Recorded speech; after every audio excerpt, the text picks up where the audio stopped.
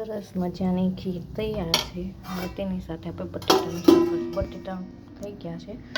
બટેટાના શાકમાં અમે ટમેટાની પ્યુરી નાખીએ છીએ। પ્યુરી નાખેલું શાક બહુ જ સરસ થાય છે, એકવાર બનાવીને ટ્રાય મારજો। ગેસ ઓપન કરીએ, તેલ નાખ્યું, તેલ આવી જાય ત્યાં લગીને તેલમાં જો ગાય તેલમાં સરસ ગાય ફૂટવા માંડી છે।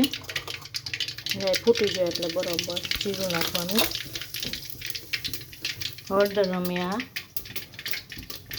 બટેટા ઉપર નાખીએ છીએ।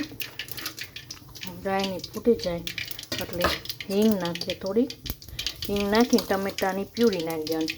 પ્યુરી સરસ થાય, સરસ ઓલું થાય।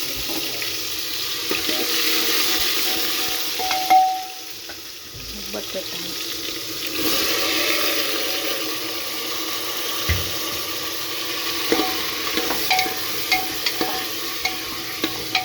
મિક્સ કરી નાખવાનું। મિક્સ થઈ જાય એટલે તેમાં થોડીક વાર હળદર દેવાનું, ફાસ્ટ ગેસ કરી નાખવાનું,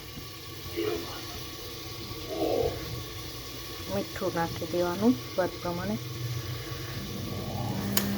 સીંગદાણ લૂણ અમે વાપરીએ, તમે કયું મીઠું વાપરો છો એ મને કમેન્ટમાં કહેજો।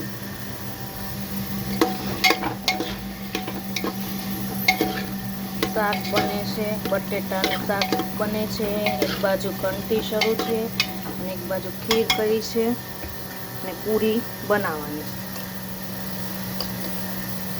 હવે એમાં ચટણી નાખી દઈએ સ્વાદ પ્રમાણે। તમે ત્યાં અમારે કાશ્મીરી મરચું છે, અમે થોડુંક વધારે નાખીએ। તમે કયું મરચું વાપરો છો એ મને કમેન્ટમાં કહેજો। મારી રેસીપી ગમે તો લાઈક અને શેર કરજો। સરસ મજાનું શાક મિક્સ થઈ ગયું છે। હવે તેને ઉકળવા દઈએ થોડીક વાર તેલમાં હળહળી જાય પછી તેમાં પાણી એડ કરવાનું છે। સરસ મજાનું પાણી એડ કરી દીધું છે। હવે તેને બંધ કરી દઈએ, કુકરના ઢાંકણાથી પેક કરી દેવાનું રહેશે।